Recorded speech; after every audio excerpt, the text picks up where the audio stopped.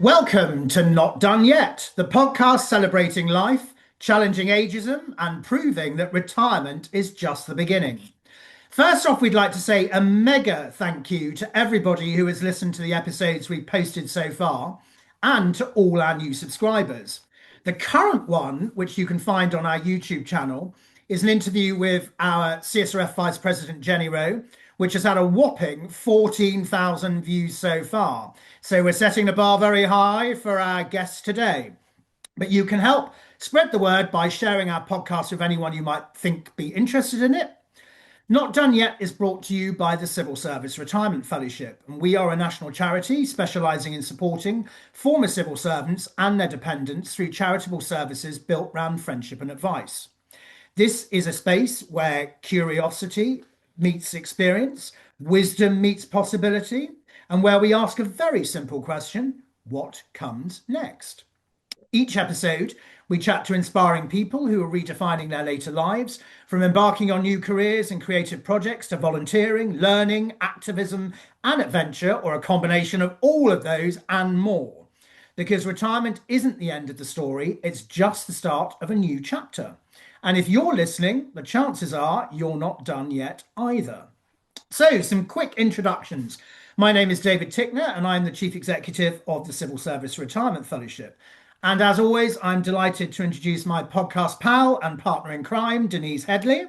Denise is CSRF's Deputy Chief Executive and also an experienced broadcaster herself, running her own weekly podcast on politics and world affairs.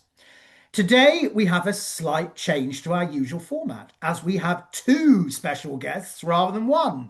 If you like, a dynamic duo. Both have been involved in the CSRF community at board level and also happen to be good friends too. So it's a huge welcome to Michelle Wyer and Sue Jarvis, or as we hope to get to know them as the next 60 minutes, Shell and Sue. Welcome to the podcast, ladies. Hello. Nice to have you with us. Lovely to see So you. we're going to start you with an easy start of a 10. We ask everybody at the beginning of the recording, when did you realise you were not done yet? So who wants to take the first answer to that? Sue, Shell, Sue? I think Sue's gearing up for that. Go for it. I am, but I need to start with a slight apology because it will sound a bit downbeat. And I rely on Michelle to kind of, pick it up again afterwards. But I would say that my retirement, probably like everybody's, has evolved. It has involved a lot of different things. And I think, oddly, the realization that I was not done yet started 7 years ago when I was diagnosed with cancer, when I was on my way to CSRF board meeting. I seem to remember that. I do recall that, actually. And that was very scary. For the first time, I was sort of surrounded by talking about mortality and would I see my grandchildren and all that kind of thing. And it was tough for a couple of years. And then 5 years ago, I decided to get divorced. Wow. Which also sounds like not a great idea.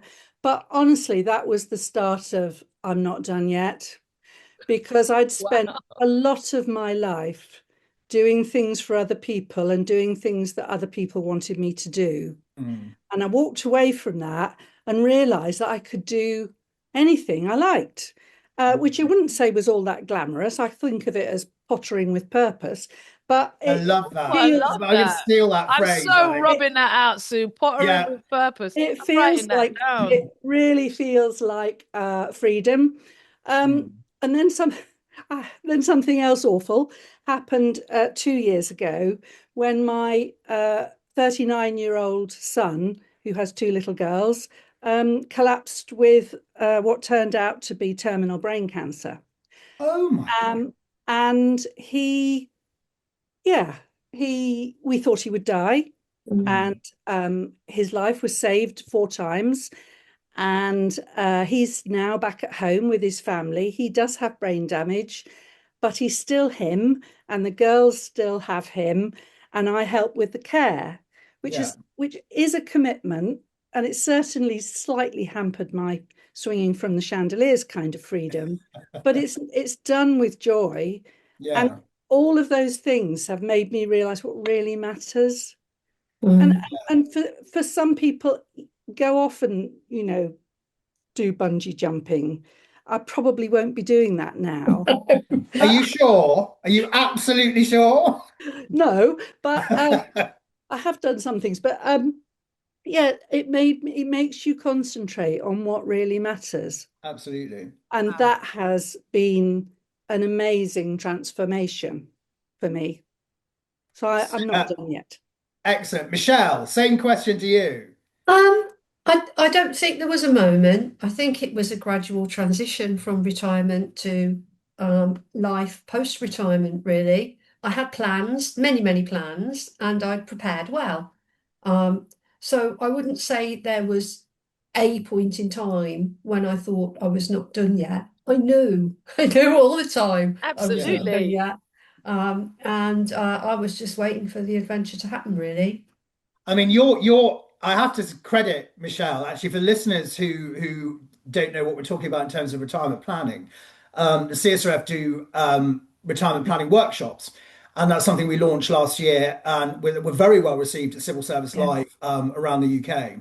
And I have to credit Michelle for some great anecdotes for that workshop, which I've delivered to several departments, because I take her name in vain every time I deliver the workshop. We've heard tips and advice, particularly, there were two things particularly that stuck in mind, which are somewhat relevant to the generic conversation about not done yet. One, I think, as I recall, was reorientating yourself with your significant other. In a way that, or divorcing them. Or divorcing them, exactly. That's a reorientation, isn't it? That is a reorientation on another level, exactly. And the other one, which of course is significantly important for retirement, is your tip, which lots of people have heard me say, about working out how much you're going to get and trying to live on it for like 12 months or the run up to when you're actually retiring, which is a phenomenally useful tip, and one that's gone down very, very well with everybody who's heard that. So that's credit to you for that. So I have you to thank for inputting into the content in our pre-retirement planning. No, I mean, and one of the things with that last tip is at the end of the year, you've got a nice little lump sum and you can treat yourself to a nice holiday, which is what I did. Exactly. You know, but it does, in all seriousness. I mean, the FDA do products that you can have a look at. Your union probably will. The civil service used to do a retirement course. I'm not sure whether they do anymore, but I know CSRF has great plans in that space. Yeah. So do look out for them, because it will ease that transition. It really will, if you do that planning. And it is a significant one, because I mean, both you ladies Absolutely. respectively worked in the civil service for a long time. You did. So that shift of the pattern you were used to in terms of knowing what to expect, knowing what the day-to-day was, to suddenly this whole brand new canvas. I mean, although the posturing with purpose, I think, sounds more appealing by the minute. Every time I say that, I'm now thinking I've now got to focus for what I do when I retire. I think the other thing that we both tried to do is not to fall off a cliff into retirement. And I was lucky enough, and I know Michelle was too, to have various appointments doing other things, not for all the time, not every day, but enough to feel that you were still vaguely doing what you were good at. Because I remember, to begin with, when I started doing these odd bits and pieces, I used to turn up at places and they'd say, "Oh, you're Sue Jarvis." And then after about a year, people said, "Who?" You know, so but it didn't happen straight away. So I refuse to believe, Sue, that people don't know who you were. Oh, As a former FDA president. It doesn't last. No, that is very true. We're all just people, you know. You know, you saying that, I mean, in my previous emanation, when I worked in magazine publishing, a ad sales manager actually said almost identically. He said 1 minute he had been like the top dog for News International, marketing director. Everybody wanted a piece of him. Everybody wanted to ring him. And he said, you don't realize how it's literally overnight you going from being the first person people want to call to the person who's actually having to make the calls to actually get the interest in the first place. So you are entirely right on that. I think. You know that Yeah, point you that's just true. made there about essentially not being the people the person that people usually go to. How did you both approach that? Because when you get to the point you've been working, especially in the civil service, it's a very structured organization. Mm. It's very intertwined with terms of departments, intranets. Obviously, they might not have the internet at that point, but essentially, it's all very intertwined. How did you emotionally cope with not having to answer the emails or Yeah. answer the phone or, go to the staff meeting with the manager that you just pretended to like? I'm not going to say I missed it. One thing I did miss, which in retirement, and the sort of people that you're talking about, David, will miss this too. It's not having a PA. Isn't that an awful thing to say? But No, it's I had not. No, to it's not. suddenly organise my own life, and my life wasn't as complicated.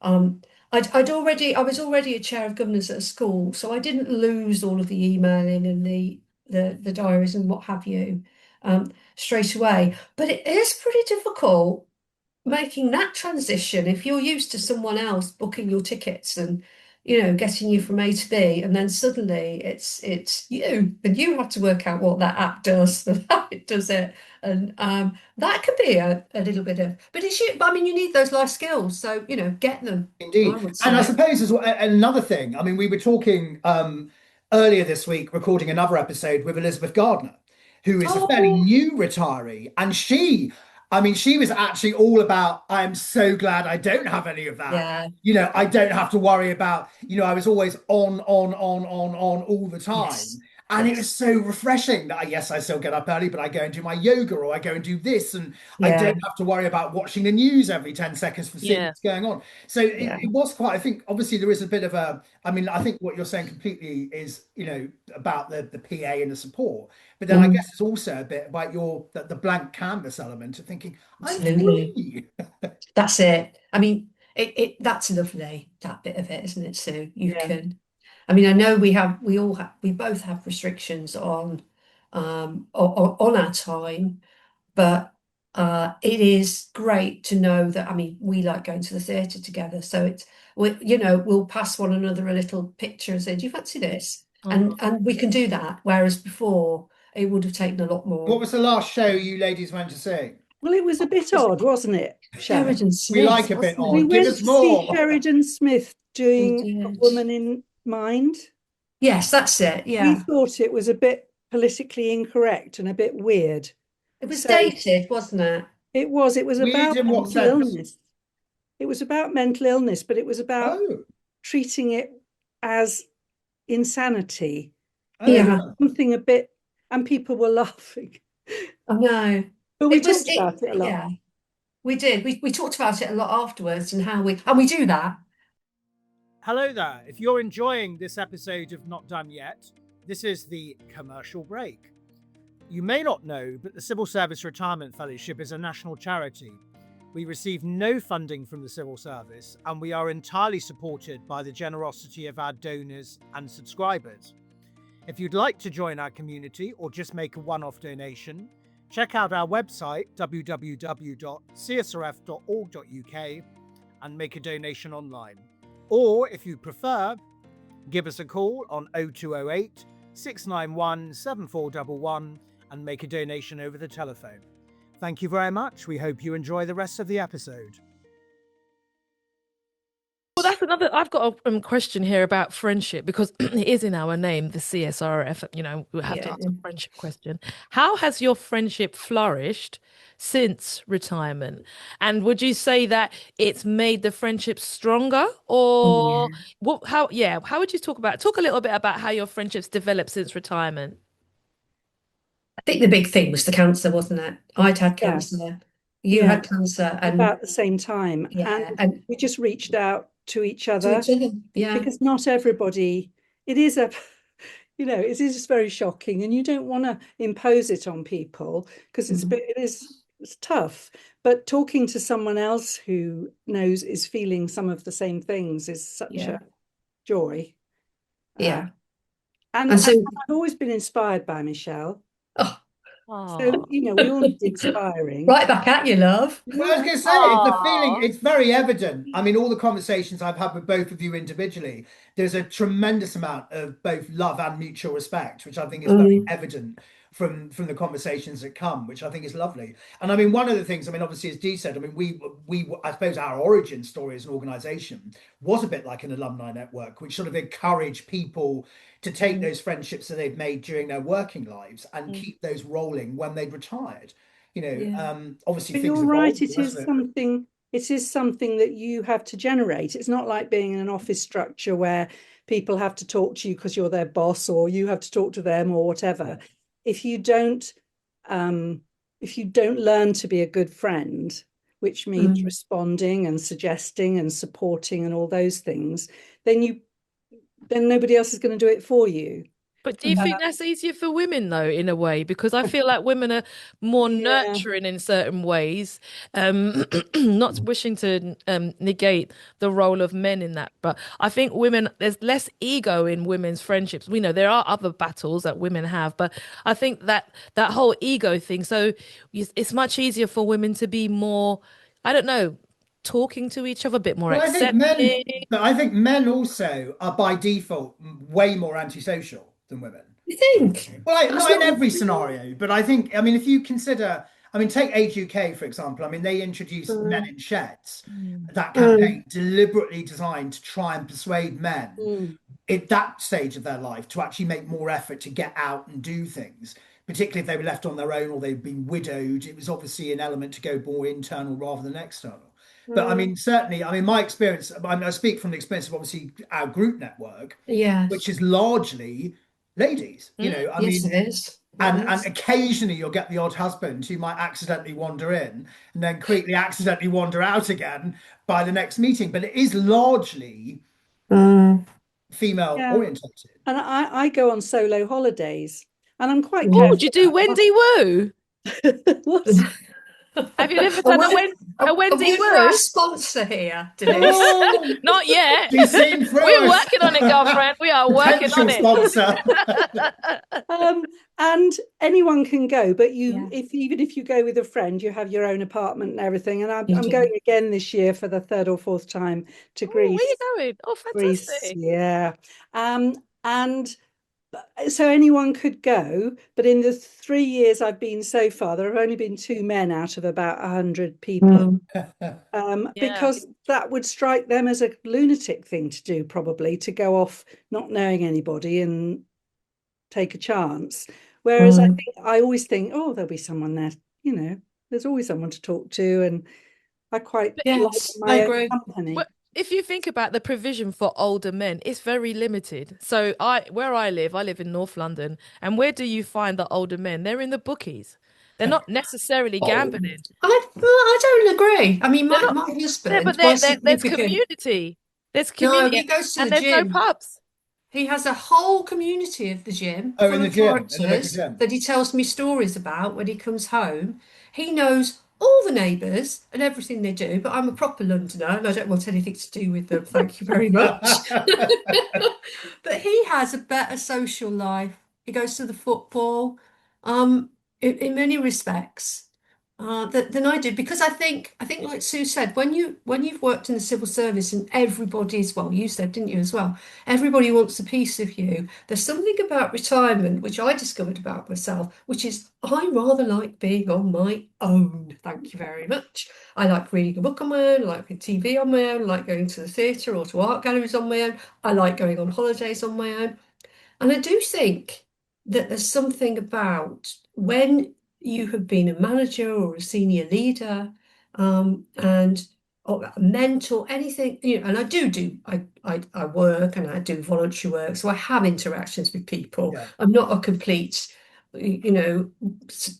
Simeon stylites, the one who lived on the top of a rock. I'm not that person. But I have found a real pleasure in my own company, and that's a huge development for me. And I think it's something that people who are retiring have got to look forward to if that's what they want to do. Do you think that's got something to do with the more we learn more as we get older and we also become more comfortable about who we are in our Yes. own skin? Because I mean, I would entirely agree with that because both obviously not a lot less in the charity sector, which is not nearly as glamorous as the magazine world, but in magazine world, it was all about socializing. It was all about parties. It was all about, this launch and that launch and the other launch, and your whole world revolved around having constantly groups of people. And I would have a sort of long running joke with my mum and dad about I'd be quite happy to be monastic, in the sense that and now I have less bother about. See, I mean, I do keep in touch with friends, and I do like you to obviously catch up and do theatre and all the rest of it. I try and reach out to friends on a regular basis that I can, to meet for lunch or a drink or whatever. But I am equally, like you, Michelle, very happy to switch off or binge on a Netflix series or read a book or do. We were talking about language apps. Do either of you two do Duolingo? I have. Oh, you have? I have in the past. What language did you try and learn? Well, I've learned Italian on that holiday Italian, I would say. The problem is, once you stop using it, you lose it, So, but my singing tutor, yes, I have a singing tutor. It's one of the things I decided to do. Is from Ukraine, so I'm trying to learn a few words of Ukrainian. To just say hello and well, I seem to goodbye. recall giving a plug for another episode on YouTube, that when we spoke to Michelle, who kindly joined us for 60 Voices, she did let drop that she loved doing sing-along musicals. So that sort of that singing element is quite in line. That doesn't come as a huge shock. Sue, what language did you try and learn? Well, no, I don't. But you haven't done Greek yet, no? I haven't really had. No, I want to speak Spanish. I'm embarrassed that I keep going to Spain and gesticulating at people. Yeah, but that's a terrifically British thing to do, though. It is. And to speak loudly, gossip, and slowly. But I just and a lot of pointing. I just want to raise a different kind of model of people who might very well appreciate some time to themselves, and that's mothers who have raised a lot of kids and worked and looked after everybody. I don't know why I'm nodding, because I can't really relate to that at all. And then stopped, and I mean, all the time I was working, I was raising 3 kids on my own, and about 30% of my brain was on, where are they going? Are they safe? Did I remember to do this, that, and the other? So you get hooked on that, and afterwards, when you realise that they're actual grown-ups, it's lovely. You just think, oh yes, go and now I can do things on my own, and nobody really needs me. However, then there's the big G, the grandchildren, which we both have experience of now. So that's. But nevertheless, that presumably is more of a pleasure than a burden. You can give them back. Yeah, absolutely. Exactly. Yes. Give them back on the way out to a nice wine lunch followed by an afternoon theatre. Absolutely. Yeah, they have brought joy into both our lives, I think, and we're constantly sharing anecdotes about how appalling they've been. Yeah, with this thing about comparing life not working with working. I mean, my 3 grandchildren who live really nearby, I mean, they're totally the boss of me. They think that they're my equal, which actually increasingly they probably are.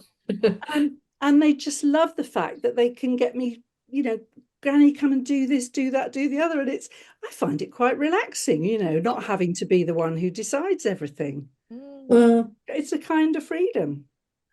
I've got a fashion question for you both ladies, and for those people who are listening on the audio, both Michelle and Sue are dressed beautifully. Fabulous. And they're in a collection of colours. I do love colours. What has been your approach to fashion in retirement? Oh, the first thing you do is sell all of your work clothes on eBay. Top tip, right? All those old suits, gonna make you a fortune. Those posh handbags, sell them. Get rid of them. You'll never need them again. Keep 2, one for funerals and one for where you have to go to whatever your job is or your volunteering work is, where you have to look a bit, formal. The rest of them, get rid of them. It's hugely liberating and financially rewarding. Absolutely, I can. That's so excellent advice. It is very excellent advice. You need a new skill, because your God when you're retired is comfort. Oh, but gosh, you don't want to look like, like your own granny used to look with your beige elasticated Your waists and all of that Velcro kind of thing. shoes. Yeah, so you've got to shop carefully and get hidden comfort, so you actually look as if you're. Oh, hidden comfort. I like that. Mm. So do No, you but I ladies think go that to QVC? Have you been on QVC? And that's not a plug because I love QVC. No, Uh, You haven't been no, on QVC and you're talking no, comfort. You'll thank me no. afterwards. you Just have might a you look. might have just I know, discovered a but whole new option there, Sue. QVC is absolutely fabulous and it's very focused on what I would call mature women's fashion, which is focused on comfort. But Mm, it's not what's the word I'm looking for? It's not, the diamond plaid coat that you see at Asda in the mornings getting the milk. It's not that. but right. yeah, um, I mean, it's. I I mean, have to throw there's in quite a lot there. of that on Sorry. Facebook, and I'm a bit of a Facebook girl. And they know who I am on Facebook, clearly, because they offer me comfortable shoes and We big do. hats And and other all that. things we won't go into. But Sue and You I, can go into that. It's a free space. I think when we were at our last theatre visit, I looked down the row and I said, "Look, Sue, they're wearing old lady clothes. They're wearing manta ray or Skechers or I and wear Skechers. I got them on So do I. now. a lot of people wear Skechers who aren't quite at We're retirement not yet. There's a quite that reason for old that. yet, Dee, But it obviously. was it was it was odd. I mean, we go to matinees and you do realise that there's a tribe, don't you? Yeah, And there is absolutely nothing wrong with that. Yay, go matinees tribe. and garden centres. That's right. Well, I don't go to garden centres. I'm Don't no you? interested in gardening Oh, I whatsoever. love. Yeah, Oh, I no, love the gardening. garden is my No, joy. I love gardening. no. What have you put down? Have you put your tomatoes down yet, Sue? Any veg? No, but my local gardening club, Mm. which I'm a very cheap member of, is selling their tomato plants at the weekend. So, Oh, lovely. Yeah, the seedlings. mm, No.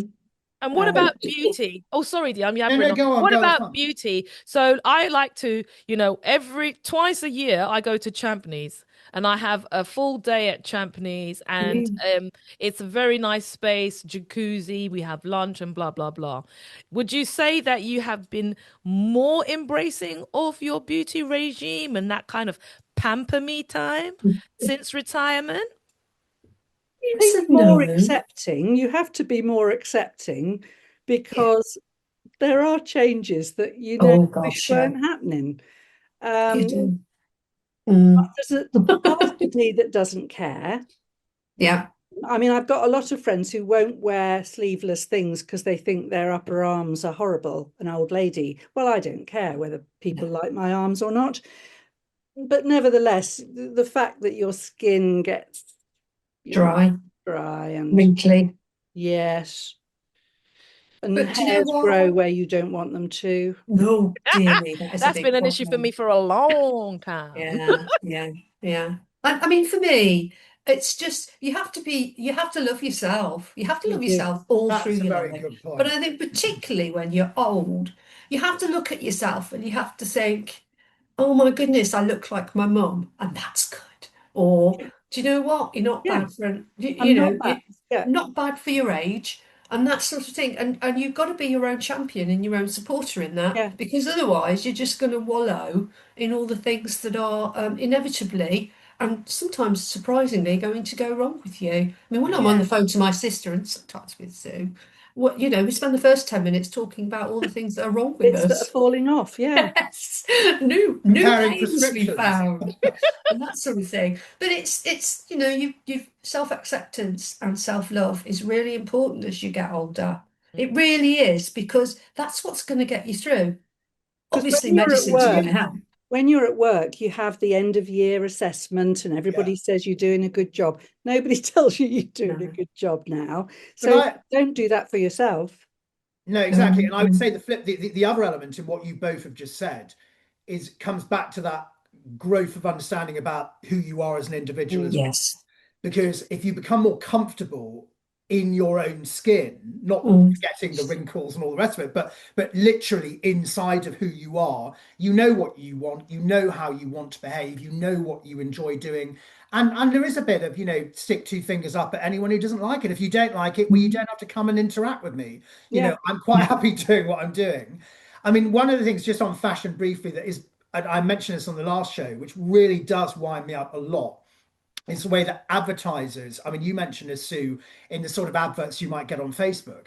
There's this sort of very imprecise formula that ad agencies use, which just pigeonholes people by an age band and assumes just because you fall into that age band, you must of course want the stand a stair lift or the sit down, the bath where you can open, sit in the bath. And I still can't work out whenever they have that advert on ITV3, which clearly is a barometer for It that is. particular audience, of like every single advert is either, oh, if you're coming close to writing a will, do leave a legacy for your favorite animal charity or your favorite this charity or your favorite the other charity. Or the other advert, which is equally annoying, is the animated total cremations advert. If you're wanting to make it much easier for your loved ones when you die, why not just char grill yourself and get yourself cremated instead? It The other doesn't cost one, very much, and we'll give you a free pen if you sign up. the other one is the chairs that lift you up. Oh yeah. Oh They're yes, good. the launching you. Who knew? Who knew? And there's also on that vein is that awful thing about the what's it called? Not the mortgage release, the one where they Oh, could be taken equity release. equity release, exactly, I know. which quite frankly should be banned. On a serious note, part of self-love is making it as easy for yourself as you possibly can. Yeah. And if that means you need a grabber, grabbers are brilliant, to pick things up off the floor, Yeah. or you need something to help you get your socks on, you just go and do it. Don't, have any sort of resistance. If it's going to make your life easier and more comfortable, just do Can it. I just say Indeed. that just on that point though, Sue? Sorry, I'm Michelle. I think it's also about your attitude because It is. we met, I think, what is it, when I first joined the CSRF, and Mm. I can see from your exchanges, your sense of self. So I think it's also about that because sometimes not everybody has that resilience that you have and that kind of self-love. And sometimes it doesn't come just like by virtue of retirement. So in a way, how do you cultivate that when Yeah, you it's hard. reach a point where, for want of a better word, you've been institutionalized in your career because you've been told Mm. you need to behave like this, you need to do that, you need to do that, and suddenly you're at retirement and Mm. you're looking back and thinking, oh, I didn't spend time making friends, I didn't spend time, not being a people pleaser, or not jumping when someone said, where's the envelopes, here, right here, you know what I'm saying? It's not Mm. easy. I But I think think both of you also, I think it would be fair to say, were quite trailblazers when you were in your own way in the civil service. I mean, you've both spoken, certainly Sue and I've had several conversations over the years about what you were doing when you were in the civil service. And I'm sure, Michelle, if memory serves me correct, in 60 Voices, when we recorded that last year, you were very, upfront about what you did, particularly on supporting the development for women in the civil service, Mm. all of those things, which I think is phenomenal. And but similarly, I think, it gives you that identity, who you are, etc., Yeah. etc. But Yeah. Yeah, I think it can be an issue because you change as a person. You absolutely do change as a person in retirement. Um, and don't forget that there's lots of support out there if you are Asking for struggling. help is a Lots of real support. Yeah. learning curve because we never, we thought we were invincible and we had people to Mm. do things for us and so on. But now, especially because I live on my own, I actually do need to ask strangers sometimes for help if I can't lift something or whatever, and it's fine, but it's Mm. something that most of us don't really think we want to But isn't do. that to do also with your upbringing? And that's also generational, I think, in terms Yeah, of, you were given a certain idea about identity, about self-resilience. It was independence. after the war. It was this, we can still make it, we can move a certain way. Whereas, people who didn't have that, they have a slightly different approach to accessing help. Or, some people call them snowflakes because they don't have that attitude. Yeah. I think I spent all of my life trying to be massively independent because I wanted to, but also probably because I needed to.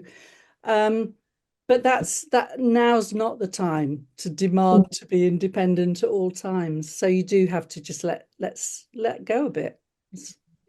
And I think, again, self-awareness is so important. And if you need to do online tests to find out about yourself, and they do exist, what drives you, what your motivators are you a hurry up person or are you a analytical person?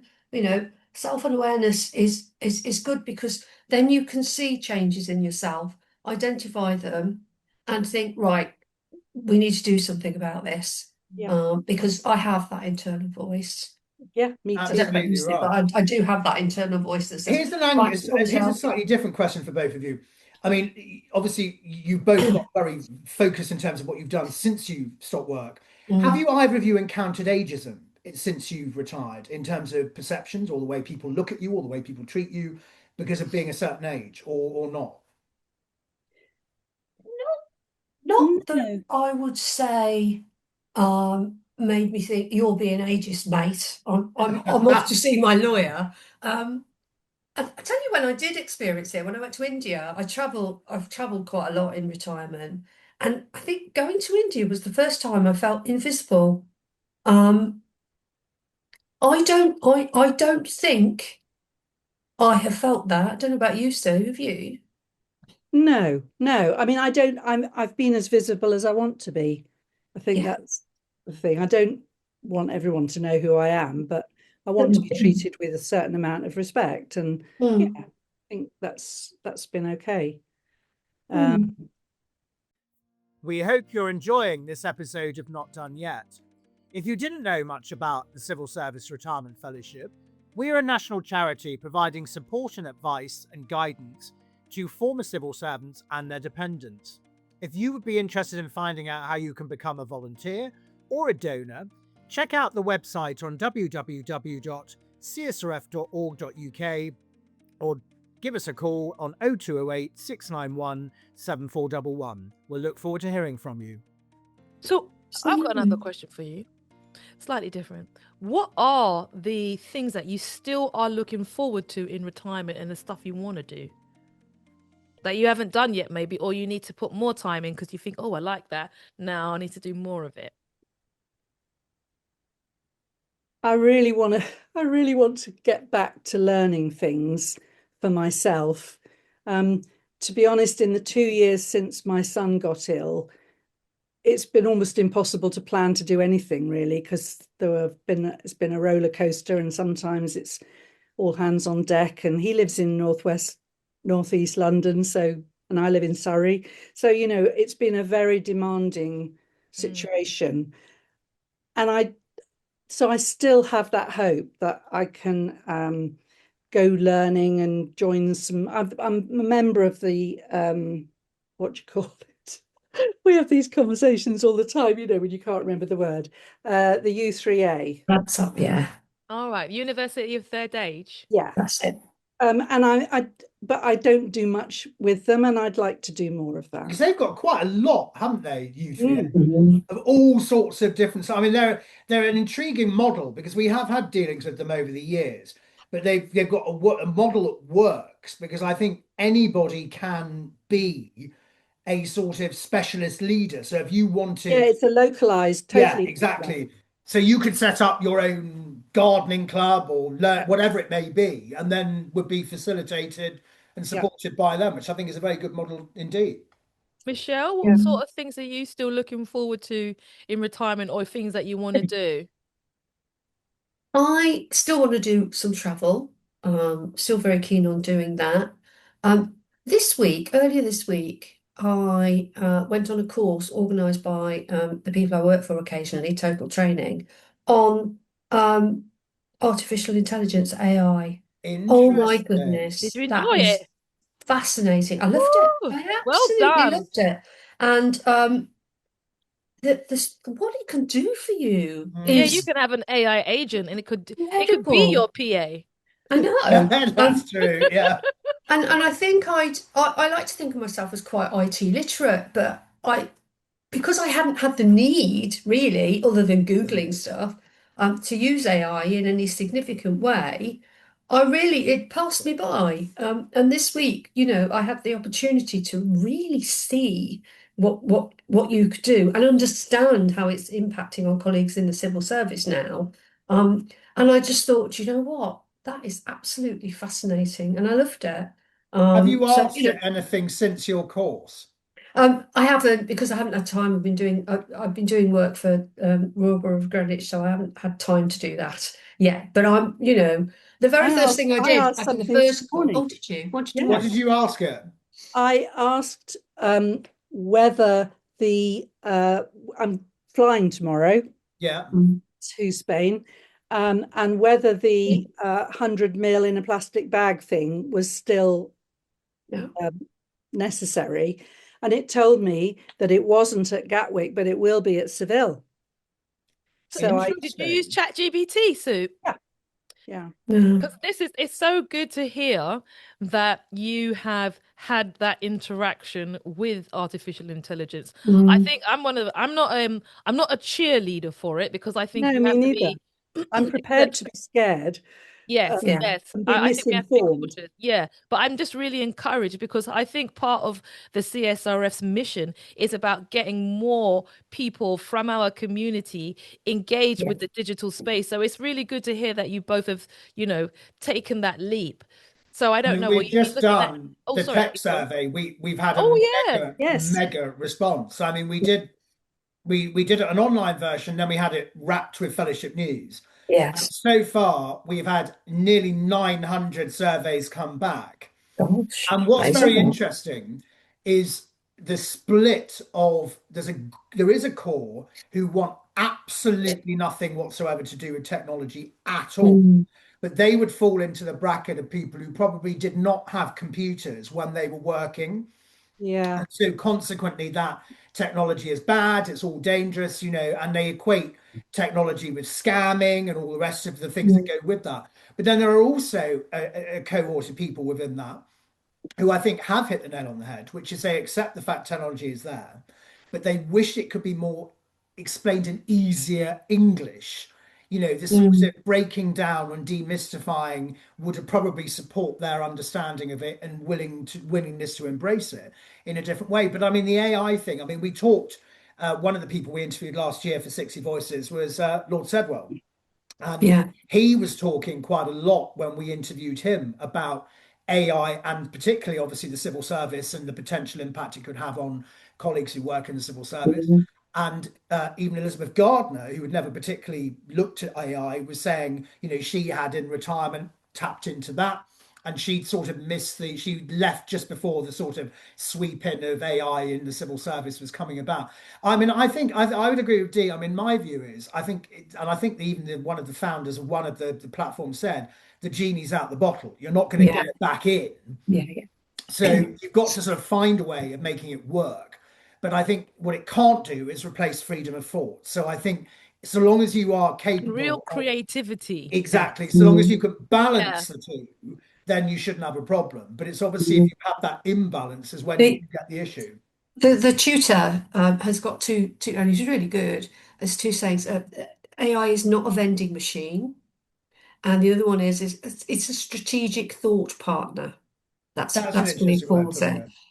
it. So I mean, he's really into it and works with government on AI. And I think the big sell for me is what can it do for me?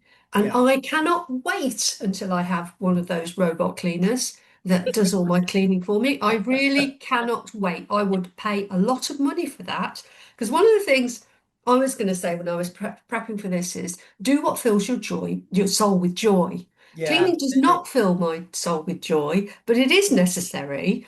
And when you're retired, you have no excuse for having a cleaner, really. But I say, if you want to have a cleaner and do whatever you want to do. But I That's a cannot very wait for good, those no, robot cleaners. Cannot wait for absolutely. them. I It would throw an comes. anecdote with my late grandmother about that because she resisted having a cleaner for years and eventually mum and dad persuaded her. Mm. And then she would then completely defeat the object by getting up 2.5 hours earlier, cleaning the whole house before the cleaner arrived. So therefore she then spent most of the time nattering to the cleaner, which was a nice Yeah, thing. So she had that company, but the actual purpose of us, yeah, enlisting the cleaner was completely removed from the equation.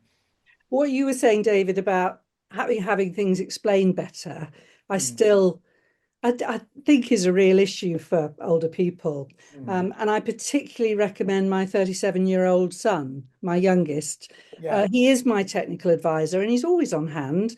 And I ping him messages saying, I'm trying to do this and I can't do that. And he will come over if necessary, but usually he just walks me through it.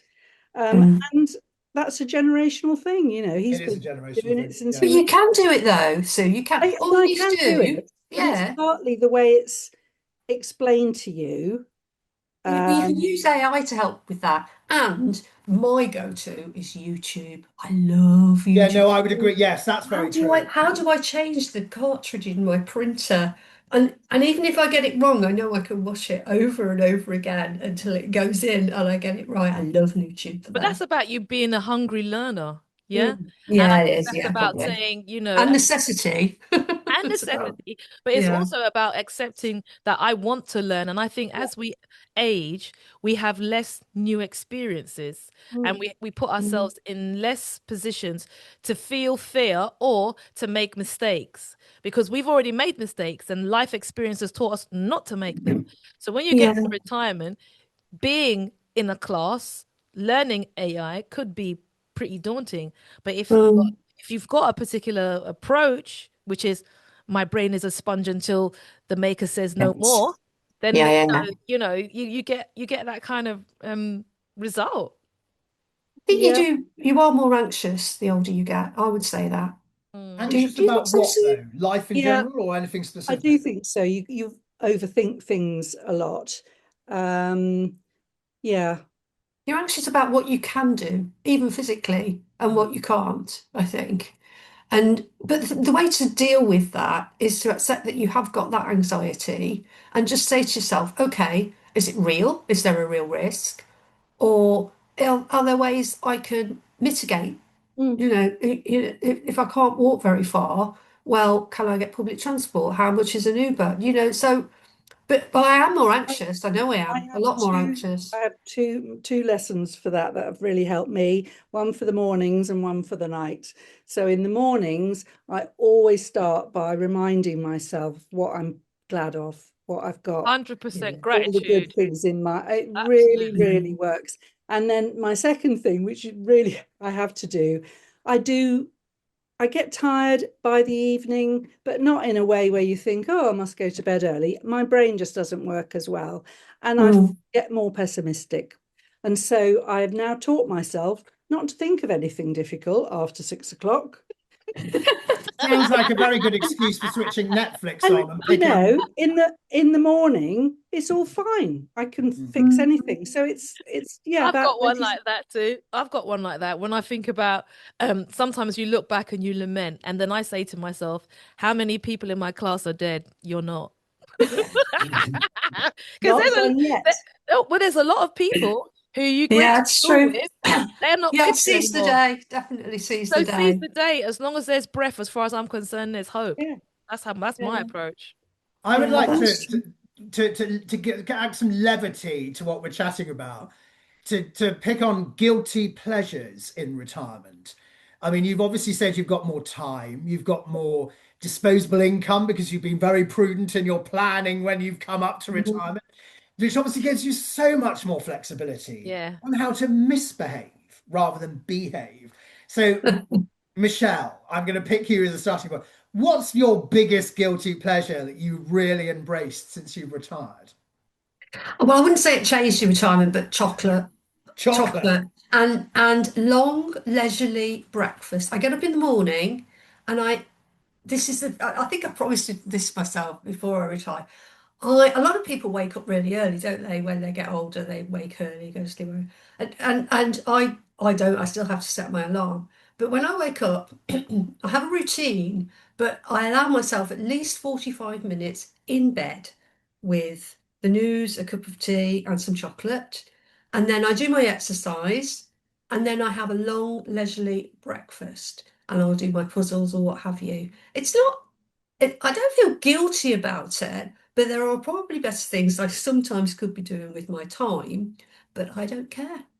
good. That That sounds chocolate and breakfast. What about you, Sue? absolutely the same. And I don't feel guilty about it, but the best bit of my day, and I don't set an alarm. I nearly always wake up about the same time, and I wake up and I'm not in a hurry. I have a cuppa in bed, see what the news is, think about what I might do. That's like my brain admin time. Mm.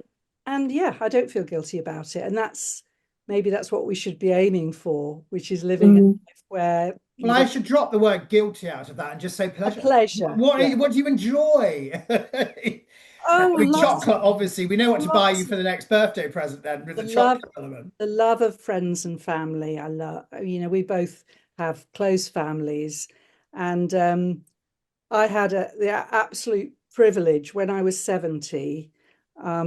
A friend organised a lunch in London, and there were how many of us, Yvonne? About 14 of us, something like that. 14, something And like that, they yeah. were all my closest women friends, all of whom I would, do anything for. And the energy in there. The There joy were, in Yeah. the the room. oldest was the oldest was 82, and actually my daughter was there, so that did lower the 80%, average a yeah. little bit.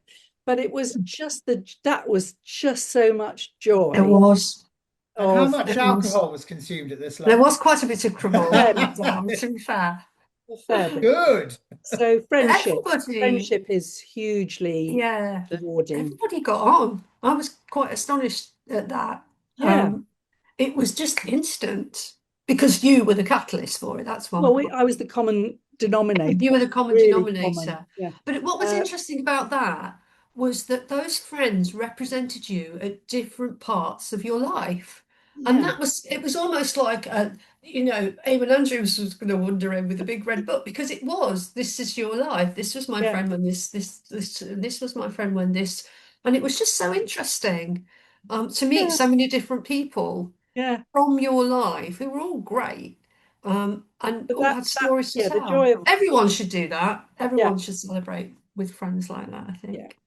It's nice when you're around people and you just feed off each other's joy and it fills your Mm. soul for like weeks. It And really even does. Joy vampires. That's what it is. yeah, It is. because you Joy just think about vampires. it. You'll be thinking We're about getting it, loads of you very know. good catchphrases from I this. know. Yeah, we We're are. But you've just pottering had for that. pleasure. We've got I love that. joy Pottering with vampires. purpose, Dee. I wrote that down. Pottering Yeah, with yeah, yeah. purpose. Exactly. Yeah. Exactly. But it is nice. It's that sense of, sitting down, enjoying and having time. Because I think when you retire, you do have more time. But everyone has the same 24 hours, but it's how you deploy Mm. them in retirement. And it's I've very got a different. similarly on that leisure element, Yeah. another question for both of you about what's stored on your playlist to watch when you have time. Do you have Oh, any what programs or films or TV shows? What have you got stored waiting for that moment where you get your bar of You- chocolate, a large bottle of wine, and go, I'm doing nothing? Ah, I loved the other, what was it called? The other Austin girl. Was that what it's called? Something like that on BBC yeah. recently. I loved that. But what I started watching for the first time ever yesterday was Hetty Waithrop Investigates. And that is going to be a guilty Good pleasure, old I can Patricia tell you. Routledge. Yes. What a genius she was. And so I love anything to do with murder investigations or anything like that. That's what I love. And I like reading those books as well. And I like sci-fi things and things Are like you that. a Stranger binge Things I watcher, love. Michelle, though? Do Am you I get a? a binge watcher? Will you like the whole, if you go on Netflix show, you can go episode, episode, episode, episode, If I were episode. allowed to by my husband, I might be. But when he's out, I am. I watched the last, I think, 3 episodes of Stranger Things when he was out at the football or somewhere else. No, he doesn't let me do that, which is good, probably, I think. Yeah. Keeps the Otherwise, balance right. What about you, Sue? What's yeah. on your watch I list? I have had phases, including in my retirement, where I watched a lot of TV. I watched all The Sopranos and all The Wire and all of Mm. that. But I've gone right off. I've been Mm. on my own. But what has come back is music. I've always had a huge interest in different kinds of music. And at the moment, I'm absolutely obsessed with Sam Fender. Anybody else a fan of Sam Fender? Oh God, he's just such a great songwriter, Geordie. He writes about being a young man in a way that totally I can relate to, which, anyway. So I have headphones on a lot. I have loud music in the house and I dance about a lot. Oh, Sounds yes, great. absolutely fab. I like watching the old reruns of Top of the Pops on a Friday evening on BBC Four, Oh and yeah, I they also, recommend those. is that Top of the Pops too? Yeah. I recommend those to all of your viewers. It makes you feel young again. It really does. I But promise so you. do you have, when you're listening to your music, is it streaming or is it vinyl or is it Yeah, no, cassette or Spotify. I took me are a you while to get Spotify? into Spotify, but I also have vinyls. My favorite albums I buy on vinyl, and I have a system for playing that. I listen to local radio for background during the day, and then I've got Spotify, and I just feel like playing something and loud, and yeah. We'll It have to really, get you to create a playlist for us. well, when I did a walk recently, which Michelle very wonderfully sponsored me for, I walked half a marathon round London pavements, and it was bad Wow. on the Well feet. done. Took me about 4.5 hours. But anyway, I did a playlist because I was doing it on my own. I thought I've got to motivate myself. Hmm. So I put about, I don't know, 5 hours music on a playlist. It's called Big Walk. And it absolutely exhausted me because I put all this, stuff where you quite a fast beat. And so it made me go rather faster than I probably should. But yeah, That's a good tip. When I did a few years back, I did the virtual London Marathon Oh, to yeah. raise I funds, remember which that. was Yeah, you you could did. yeah, do it in any shape or form. You could do running, you could do cycling, but you just had to do the distance. yeah. And I had a Spotify playlist. I had to say the most played, repeat played for certain points was a mega mix for Boney M, which was Yeah, that's a which was totally good beat. uplifting to It's obviously the keep rhythm. energy going at the points where you're flagging and think, oh, I can't be bothered doing anymore. So music and walking.